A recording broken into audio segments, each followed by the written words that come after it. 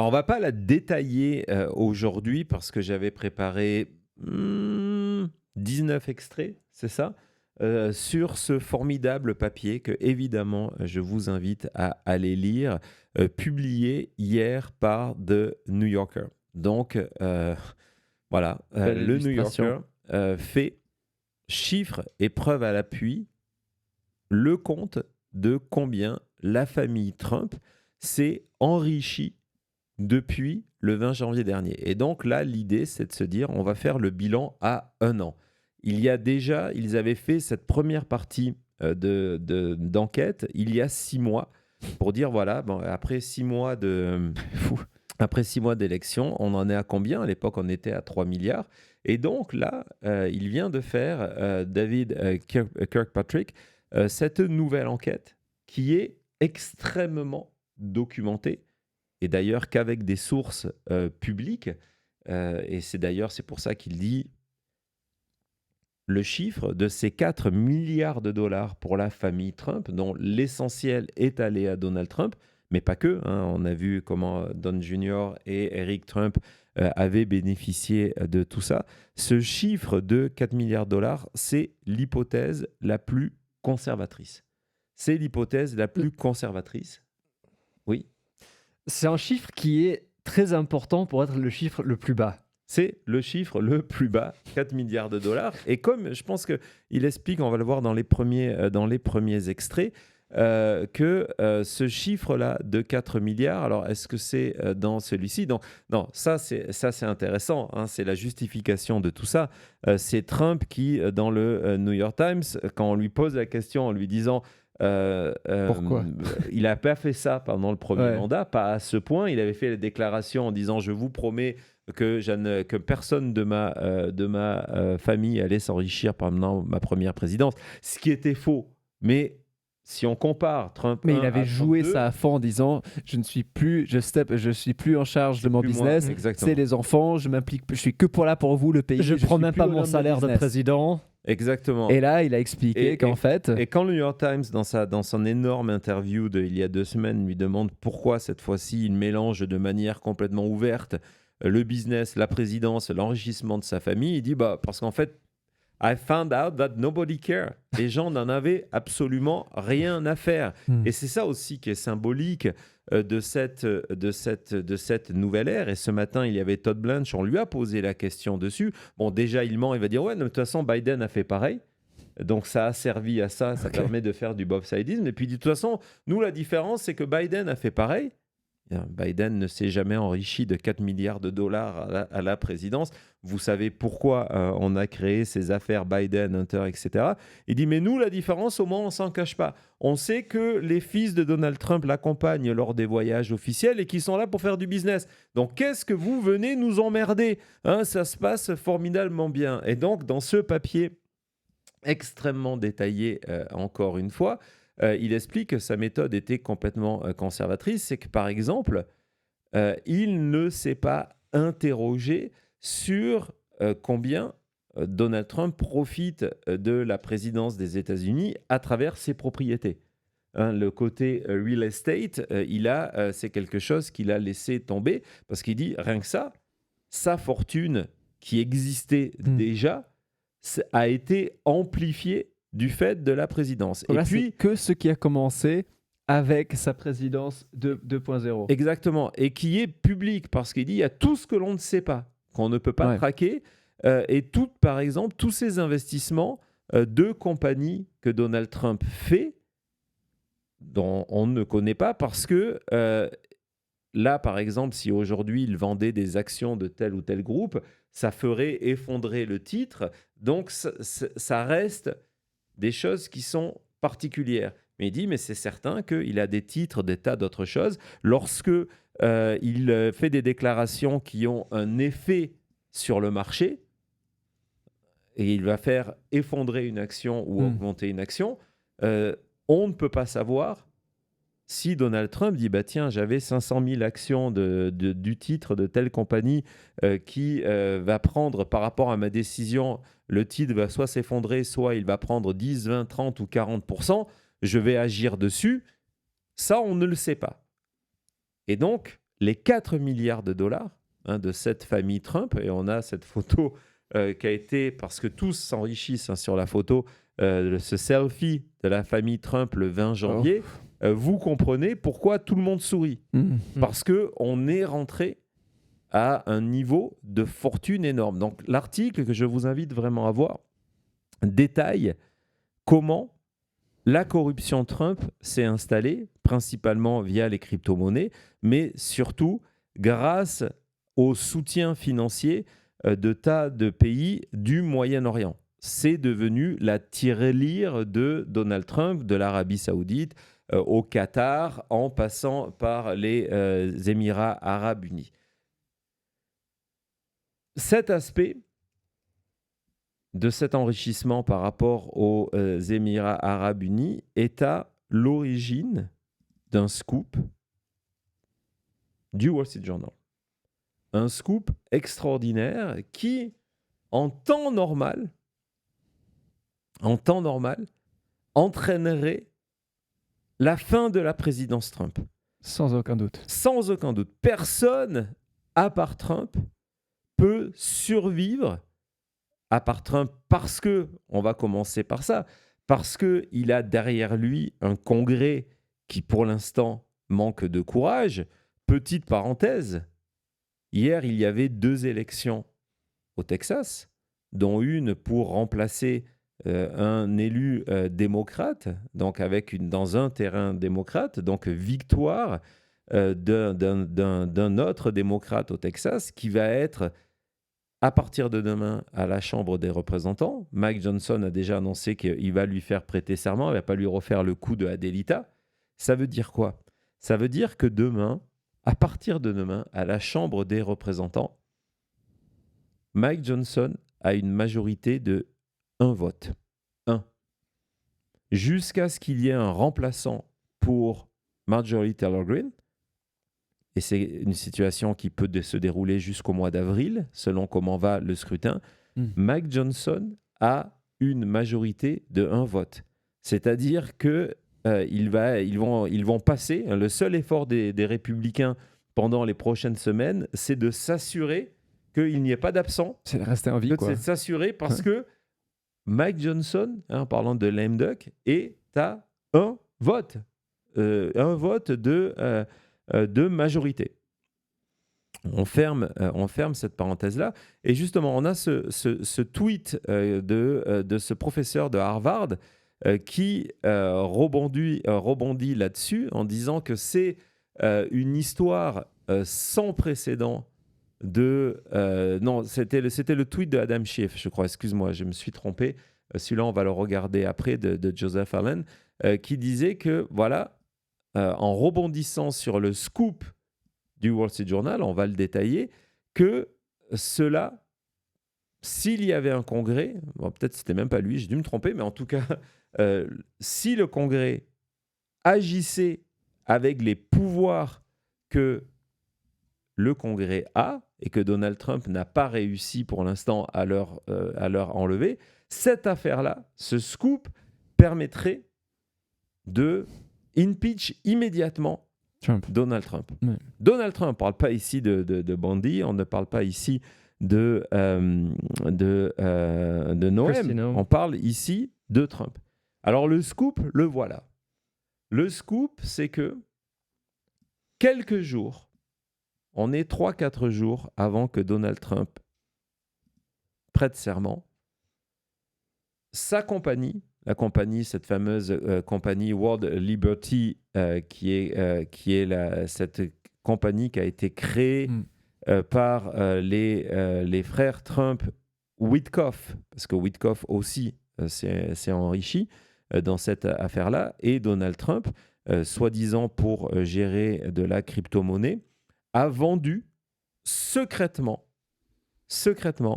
une partie de la compagnie pour 500 millions de dollars à celui qu'on appelle le cheikh espion, qui est donc le leader des Émirats Arabes Unis. Et on va voir les conséquences de cette vente. Donc pour comprendre bien, vous imaginez la chose, 3-4 jours avant que Donald Trump accède au pouvoir, il vend secrètement pour 500 millions de dollars une partie d'une de ses compagnies à quelqu'un qui va devenir donc son associé en échange de tout ça, 49% qui de est- la marque. qui est le leader des Émirats arabes unis. Et vous allez voir les conséquences. On va avancer dans cet article formidable, cette enquête formidable du Wall Street Journal cette fois-ci. Et donc, on voit que pour Trump et pour la famille Trump, c'est un gain net de 187 millions de dollars. Pourquoi 187 millions de dollars? Parce que comme il explique après, c'est que, évidemment, on a été prudent du côté des Émirats arabes unis, c'est que les 500 millions, on a dit on les verse en 2 fois. On les verse la moitié à la signature et l'autre moitié en juillet lorsque vous aurez délivré vos promesses. Parce qu'on achète quelque chose Parce quand qu'on même. achète quelque chose. Pardon. Et donc, le Wall Street Journal a réussi à retrouver les documents pour le premier paiement des 250 millions.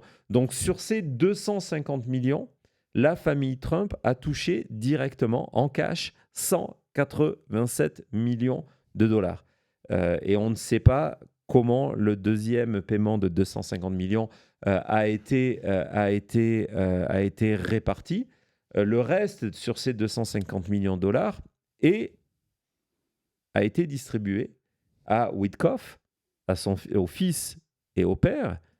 Le père qui, quelques jours après avoir reçu ce paiement, est devenu officiellement l'envoyé de Donald C'est Trump vrai. dans cette partie du globe. D'ailleurs, on a une C'est photo de lui avec Jared Kushner, avec le fameux chèque qui a fait un chèque pour acheter Trump et son administration. On est dans la corruption. Mais donc la question, c'est de se dire, mais en échange de cet argent de 500 millions de dollars, Qu'est-ce et qu'ils vous voulaient allez voir, il y a plus d'argent que ça, qu'est-ce qu'ils ont reçu en retour? Et là, premier voyage officiel de Trump, on s'en souvient, il était venu avec son McDo portable d'ailleurs, hein, Cody, tu t'en rappelles, Oh oui. c'était les Émirats arabes unis, avant qu'au mois de mars, ce chèque soit invité à la Maison-Blanche. On a une photo d'ailleurs à la Maison-Blanche de la discussion tour de table où il est en face de Donald Trump cette fois-ci. Et donc, qu'est-ce qui a été obtenu en retour? Et c'est là qu'on rentre en temps normal, on sort de la corruption pour rentrer dans le terrain de la trahison. Dans le terrain de la Ça ne trahison. suffisait pas assez, la corruption. Non, parce que la corruption, c'est pas suffisante. On va voir, donc on va continuer à avancer dans cet article. Donc, comme je vous le disais, 31 millions de dollars à Steve Witkoff. Peut-être que j'espère que du côté de l'Ukraine, on a lu l'article parce qu'on comprend que c'est très simple. Si vous voulez obtenir quelque chose de Donald Trump et de Steven Witkoff, il faut faire le chèque, il faut passer à la caisse, ça c'est certain. Et donc là, ce qui a été obtenu, c'est l'accès à des puces via NVIDIA, des puces de intelligence artificielle qui sont considérées comme étant un avantage militaire parce que ça permet une telle puissance de calcul que c'est un enjeu de sécurité nationale. Donc, encore une fois, c'est le parti de Law and Order qui valide ce qui s'est passé le 6 janvier, qui utilise ICE. Et donc, c'est pareil, on vous parle toujours de sécurité nationale, mais lorsqu'il s'agit d'aller vendre les secrets de la sécurité nationale des États-Unis et qu'on prend un gros chèque, il n'y a aucun problème par rapport à ça. En plus, il les vend au chèque et le frère du chèque, c'est la personne en charge de la sécurité nationale du président de son pays. Oui, et ce qui est problématique, c'est que il existe un rapport de l'administration Biden, parce que ça fait plusieurs années que justement du côté des Émirats arabes unis, on souhaite acquérir ces puces. Et donc, le rapport de l'administration Biden, c'est qu'il ne faut surtout pas faire cette transaction-là parce que le chèque est en business avec la Chine. Ce qui veut dire que C'est la Chine qui va avoir. c'est la Chine qui va récupérer cette technologie ultra secrète développée par les États-Unis. C'est complètement fou. Hein, il est lui-même actionnaire, sa compagnie est lui-même actionnaire avec les Chinois. Et donc, Donald Trump Vient juste de vendre pour des les Chinois. secrets technologiques. Et l'intelligence artificielle est utilisée évidemment très largement par l'armée américaine.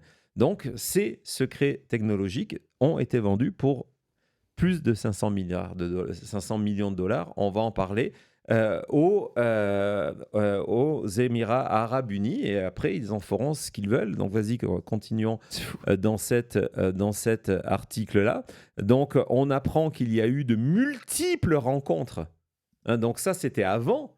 Mais une fois que Trump est devenu président, il y a eu de multiples rencontres entre Tanoun et Trump et Witkoff et d'autres, y compris cette visite au mois de mars à la Maison-Blanche pour préparer le deal de ces 500 000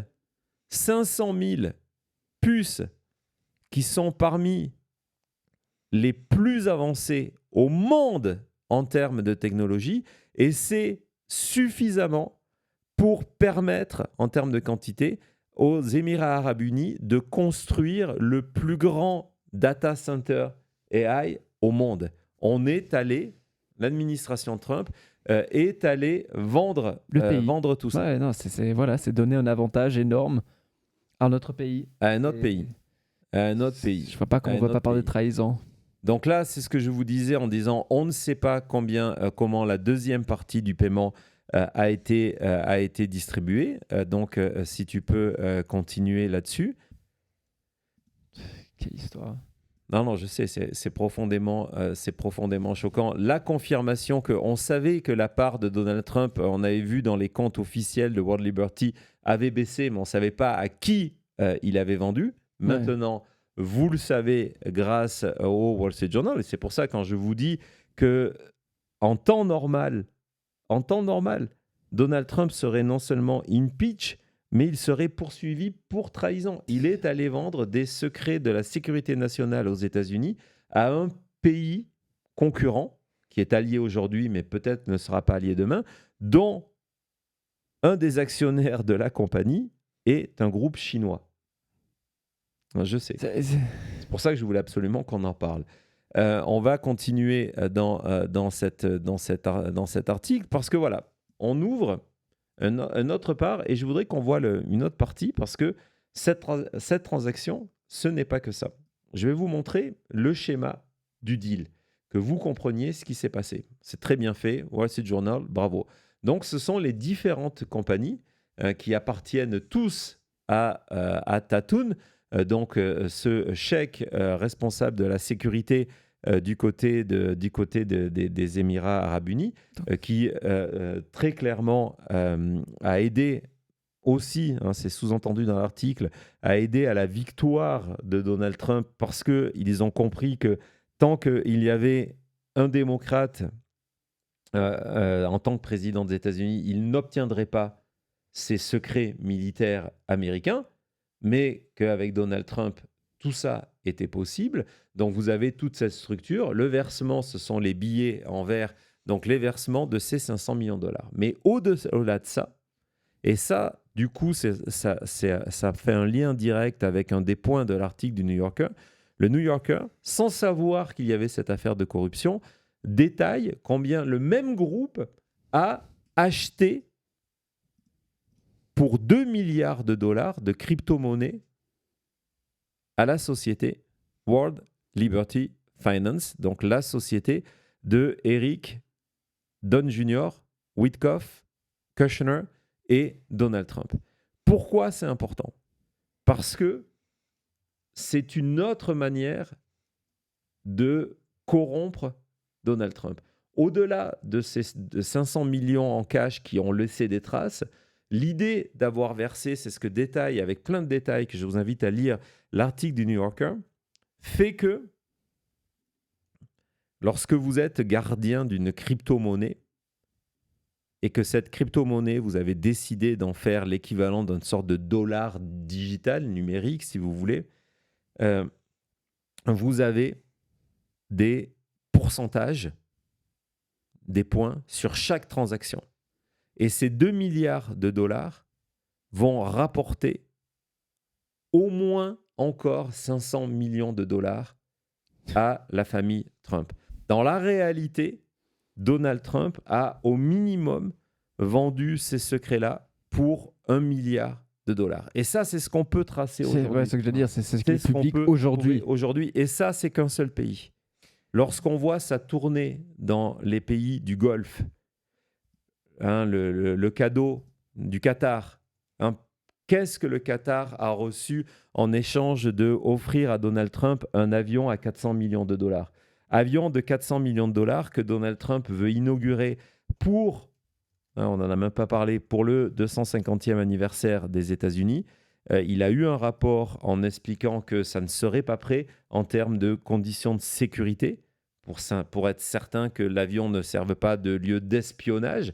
Vous savez qu'il faut complètement le reprendre à zéro pour être certain qu'il n'y a pas une manière de contrôler à distance l'avion, qu'on ne puisse pas écouter les conversations. Et Donald Trump, c'était un scoop du Washington Post la semaine dernière, a dit « Je ne veux rien savoir, ce n'est pas grave, je veux l'avion pour le 250e anniversaire. » Et donc voilà, ça c'est juste un Polaroid, un instantané de un aspect de la corruption de Donald Trump qui vend ce qui est la plus de valeur aux États-Unis, ce sont les secrets des États-Unis. Ça rappelle forcément l'enquête de Jack Smith au niveau des documents que Donald Trump avait volés à la Maison-Blanche, lorsqu'il avait dit « Je sais, j'ai trouvé pourquoi Donald Trump a récupéré ces documents et dans quel but ?» Donald Trump a très bien saisi que la véritable fortune des États-Unis, c'était tous ces secrets de sécurité nationale. Ouais. Et dans sa volonté de s'enrichir, lui et sa famille, tout est à vendre si vous êtes prêt à mettre le bon prix. C'est complètement fou. Comme tu as dit, cette histoire, comme plein d'autres, mais là, je ne vois pas, on a atteint un nouveau sommet, devrait être la fin de Trump, Witkoff, les enfants de Trump, tout le monde impliqué. Oui.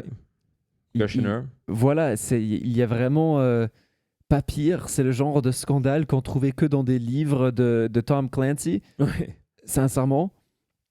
Et de se dire que ça, encore une fois, c'est ce qu'on sait, ce qui est public, ce qui s'est passé dans moins d'un an de présidence, et qu'ils sont tellement confiants de leur pouvoir qu'ils n'ont même pas essayé de plus cacher que ça le fait que c'était fait. Non, et c'est parce qu'on retombe à Todd Blanche ce matin, qui, sur ABC, quand on lui pose la question, dit « Mais il n'y a pas de débat. » Biden a fait pareil, ce qui est absolument faux, d'accord ? Biden a fait pareil, mais nous, au moins, on ne se cache pas. Exactement. Hein, circuler, il n'y a rien à voir, c'est pas la Tour Eiffel ici. C'était comme la première citation que tu disais de Trump en disant que cette fois, il va le faire parce qu'il n'y a personne qui s'intéresse à ça, que les Américains, qu'ils le fassent ou pas, ça ne leur intéresse pas. Ouais, ça ne les intéresse pas. Il revient sur ça, c'est nobody care. Ça gêne personne. Ça gêne personne, ça n'intéresse personne, je peux faire ce que je veux. Et c'est là où Donald Trump a compris que la barrière morale, oui, lorsqu'il nous explique que sa limite en tant que président, c'est sa propre moralité. Lorsque il avait une barrière morale lors de son premier mandat, parce qu'il était entouré de gens qui, eux, avaient une moralité, et deux, il voulait être réélu, donc il savait que peut-être il aurait fait la même chose dans un deuxième mandat, mais pas lors de son premier parce qu'il voulait être réélu. Exactement. Cette barrière morale, il n'y en a plus. On est à la présidence des États-Unis pour s'en mettre plein les poches. Et c'est ce qui est en train de se passer. Et lorsqu'on revient au dossier Epstein et sa volonté d'empêcher les documents de sortir pour protéger ses amis, c'est la même logique. C'est la même logique. Donc voilà, c'est une histoire que je voulais vous montrer. Je ne sais pas quels seront du côté d'Adam Schiff, qui est un sénateur. Il demande l'ouverture d'une enquête officielle. Il y a plusieurs démocrates, dont Ron Wyden, qui est un des démocrates à la commission des finances au niveau du Sénat, qui a dit qu'il va lancer une procédure d'enquête et que de toute manière, ce qui est intéressant aussi, c'est que, par exemple, au niveau de la Chambre des représentants, on dit peut-être on n'a pas les moyens aujourd'hui de le faire parce qu'on n'a pas la majorité, mais en novembre prochain, lorsqu'on va l'avoir et qu'on va prendre du coup, à partir du 1er janvier 2027, c'est nous qui contrôlons la Chambre des représentants. Tous ces dossiers-là là, qu'on n'arrive pas à ouvrir, on va tous les revisiter, dont la corruption de Donald Trump. Vous comprenez pourquoi maintenant, Donald Trump ne peut pas, ça ne veut pas dire qu'il ne va pas, mais ne peut pas perdre l'élection de novembre prochain. Une élection qu'on va vous raconter, on va continuer à vous la raconter au jour le jour, à chaque émission proposée par Maintenant Média. Une raison supplémentaire pour venir vous abonner, cliquer sur la sonnette de notification et rejoindre notre chat. C'était La Chute.